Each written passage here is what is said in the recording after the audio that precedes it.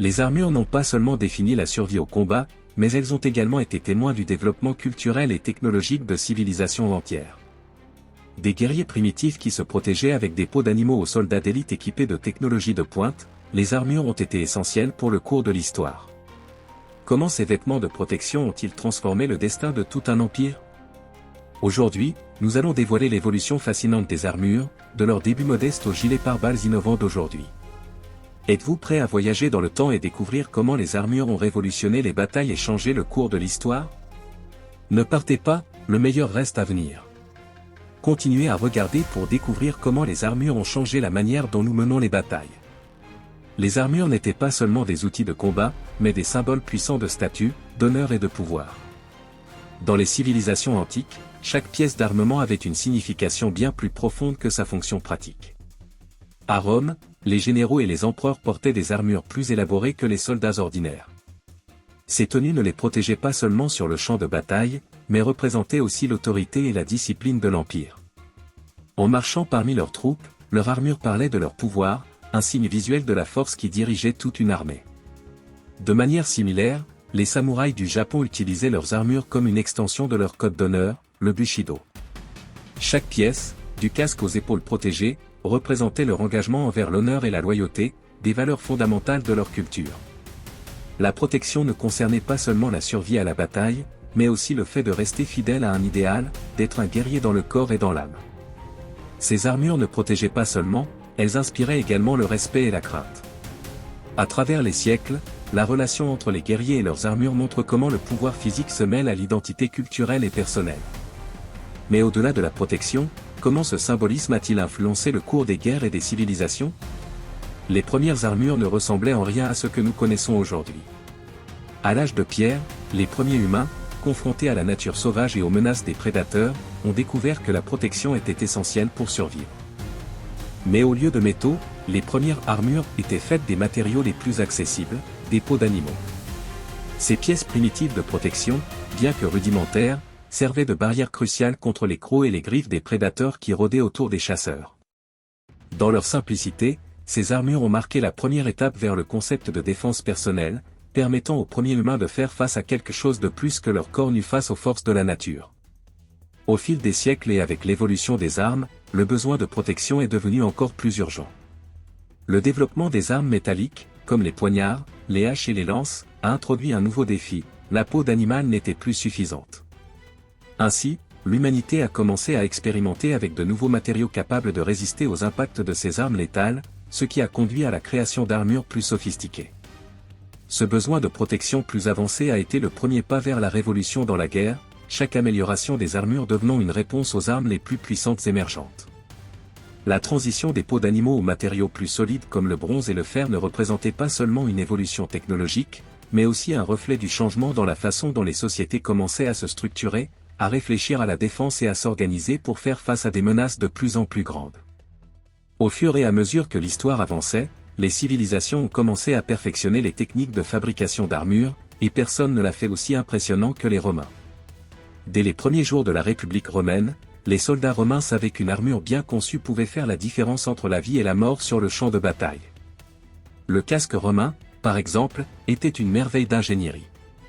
Fabriqué en fer forgé, avec une visière couvrant le visage, des coussinets pour protéger les joues et une extension à l'arrière du cou pour prévenir les coups sur la zone la plus vulnérable. Chaque partie de ce casque avait une fonction précise, la visière protégeait des coups venant d'en haut, et l'extension à l'arrière du cou protégeait des attaques visant la partie arrière du cou. Les casques romains, bien que robustes, permettaient aux soldats de se déplacer avec agilité, offrant une protection sans sacrifier la mobilité essentielle aux manœuvres de combat. Mais ce n'étaient pas seulement les casques qui étaient cruciaux pour la protection romaine. Les armures lamellaires, qui couvraient le torse du soldat, étaient un exemple de l'habileté des Romains à adapter et améliorer les armures d'autres cultures. Les légionnaires utilisaient également des boucliers, appelés scutum, de grande taille, fabriqués en bois et en cuir, avec un bord en métal pour plus de résistance. Ce bouclier ne protégeait pas seulement, mais était aussi une arme offensive, avec laquelle les soldats romains poussaient leurs ennemis, les déstabilisant et les rendant vulnérables aux attaques. La mobilité des armures romaines était également un facteur clé.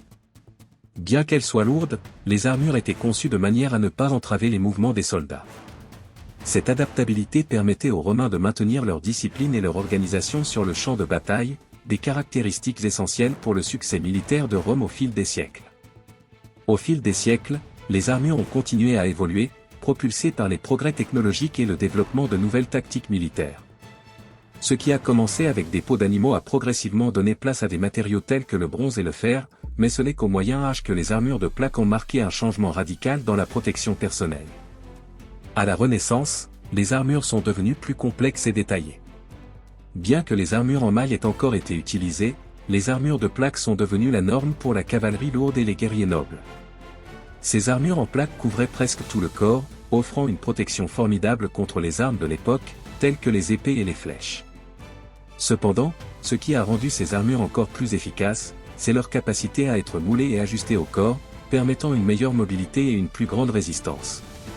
À mesure que les armes à feu ont commencé à apparaître, les armures ont dû s'adapter à nouveau. L'augmentation de l'utilisation des canons et des mousquets au XVIe siècle a créé un nouveau besoin de protection. Cependant, les armures de plaque traditionnelles étaient trop lourdes et peu pratiques pour résister aux impacts des balles. C'est alors que les gilets en acier ont commencé à apparaître, une prémisse des armures pare-balles modernes, offrant une protection partielle contre les armes à feu. Chaque changement dans les armures au fil de l'histoire était une réponse directe aux avancées des armes. À mesure que les armes devenaient plus létales, les armures se sophistiqueront également, dans une course continue pour protéger les soldats sur le champ de bataille. Au Moyen Âge, les armures ont évolué de manière impressionnante, s'adaptant aux nouveaux défis de la guerre.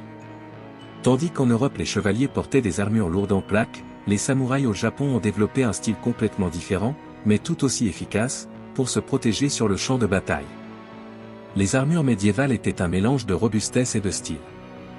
Les chevaliers d'Europe portaient des armures complètes en plaques, couvrant tout le corps avec des couches de métal. Ces armures étaient incroyablement solides, mais aussi très lourdes, ce qui pouvait limiter la mobilité du guerrier. Cependant, l'objectif était clair, offrir la protection maximale contre les armes de l'époque, telles que les épées, les lances et les flèches. Sur le champ de bataille, les chevaliers étaient une vue impressionnante, couverts de la tête aux pieds d'une brillante armure en acier, qui non seulement les protégeait, mais leur conférait également une aura d'invincibilité. D'autre part, au Japon, les samouraïs, connus pour leur habileté au combat rapproché et leur code d'honneur, ont conçu des armures complètement différentes. Les armures de samouraï étaient légères, flexibles et extrêmement fonctionnelles. Elles étaient faites de plaques de métal, de cuir et de soie, entrelacées pour créer une armure résistante mais qui permettait aux guerriers de se déplacer rapidement.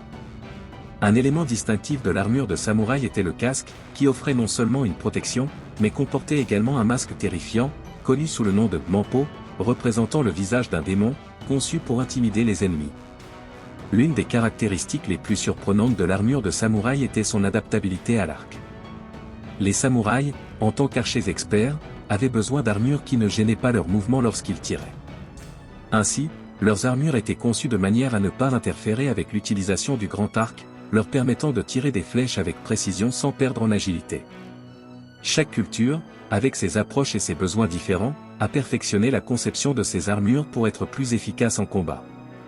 De la solidité des chevaliers médiévaux à la flexibilité et au symbolisme des samouraïs, les armures médiévales et orientales témoignent de la diversité dans la stratégie et la conception de la guerre. Avec l'arrivée du XXe siècle, la nature de la guerre a changé de manière radicale. Les armures traditionnelles, telles que les armures de plaque ou de maille, n'étaient plus suffisantes pour faire face aux nouvelles armes et tactiques de combat. La révolution industrielle et l'avancée des armes à feu, ainsi que l'apparition des véhicules blindés, ont contraint les concepteurs d'armures à penser de manière complètement différente. Pendant la Première Guerre mondiale, bien que la cavalerie jouait encore un rôle important, la guerre est devenue principalement une guerre de tranchées, et les armes à feu, telles que les fusils et les mitrailleuses, ont changé le champ de bataille. C'est dans ce contexte que sont apparues les premières tentatives de créer des armures capables de résister aux tirs des armes modernes. Les gilets en acier, lourds et volumineux, ont commencé à être utilisés par les soldats pour se protéger des tirs directs.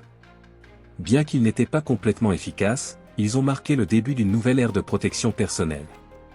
Pendant la Seconde Guerre mondiale, les gilets pare-balles ont commencé à s'améliorer, et avec eux, la protection des soldats. Ces nouveaux gilets sont devenus plus légers et plus résistants, intégrant des matériaux comme l'acier haute résistance, ce qui a permis une plus grande mobilité sans sacrifier la protection. Cette évolution a également été cruciale pour le développement des véhicules blindés et des chars, qui sont devenus des éléments essentiels du conflit. Les soldats ne se battaient plus seulement sur le terrain, mais dépendaient aussi de nouvelles technologies de protection pour faire face aux menaces modernes. Cette avancée en matière de protection personnelle a continué à évoluer avec le temps, et bien que les armures traditionnelles soient devenues obsolètes, le concept de protection globale est resté essentiel. Les gilets pare-balles ont été améliorés, s'adaptant aux nouvelles menaces, telles que les explosions de mines et les balles de gros calibre. Au XXIe siècle, les armures continuent d'évoluer parallèlement aux progrès technologiques. Tandis que les gilets pare-balles sont devenus une partie essentielle de l'équipement des armées du monde entier, les concepteurs d'armures poussent la protection personnelle à de nouveaux niveaux de sophistication. L'un des développements les plus excitants aujourd'hui est celui des exosquelettes, qui commencent à être utilisés dans le domaine militaire.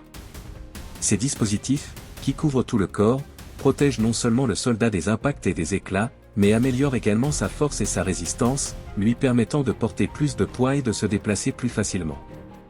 Les exosquelettes sont un exemple clair de la manière dont la technologie moderne permet aux soldats de surmonter les limitations physiques du corps humain, offrant une protection bien plus avancée que toute armure du passé. D'un autre côté, des matériaux tels que le Kevlar, le graphène et les fibres de carbone changent complètement la manière dont les armures sont conçues. Ces matériaux ultra-résistants et ultra-légers permettent de créer des gilets et des casques offrant une protection similaire à celle des armures traditionnelles, mais avec une fraction du poids. De plus, la nanotechnologie ouvre de nouvelles possibilités pour créer des matériaux plus forts et plus flexibles, qui pourraient encore révolutionner la protection militaire et personnelle. L'avenir des armures semble être rempli d'innovations. Les avancées dans la science des matériaux et l'ingénierie assurent que, bien que les batailles aient changé, le besoin de protéger les soldats restera une priorité. Avec les progrès continus de la technologie, nous pourrions être à l'aube d'une nouvelle ère où les armures du futur seront plus légères, plus efficaces et encore plus sophistiquées que tout ce que nous avons vu jusqu'à présent. Les armures ont parcouru un long chemin depuis leur début modeste, des peaux d'animaux aux technologies de protection sophistiquées que nous voyons aujourd'hui. Elles ont été témoins des transformations de la guerre, s'adaptant et évoluant à chaque nouveau défi sur le champ de bataille. À travers les siècles, les armures n'ont pas seulement servi à protéger le corps, mais aussi à symboliser le pouvoir, l'honneur et la volonté de se battre pour quelque chose de plus grand. Que ce soit dans les tranchées de la Première Guerre mondiale, dans les anciennes batailles romaines ou sur les champs de bataille modernes, les armures ont été une extension de l'identité du guerrier, un reflet de la lutte pour la survie et la victoire. Mais en regardant vers l'avenir, une question persiste, comment les batailles évolueront-elles dans les siècles à venir? Verrons-nous des exosquelettes complètement intégrés dans les armures des soldats de demain? Quelle nouvelle technologie pourrait révolutionner encore une fois la protection personnelle? L'histoire des armures est aussi l'histoire de l'humanité, une histoire d'innovation, d'adaptabilité et de la recherche constante du meilleur moyen de se protéger dans un monde qui a toujours été en guerre. Et, avec l'avancement de la technologie, nous verrons sûrement de nouvelles formes de protection que nous ne pouvons même pas encore imaginer. Si l'évolution des armures vous a étonné, abonnez-vous pour plus d'histoires fascinantes sur l'histoire militaire. Et n'oubliez pas de partager cette vidéo avec vos amis.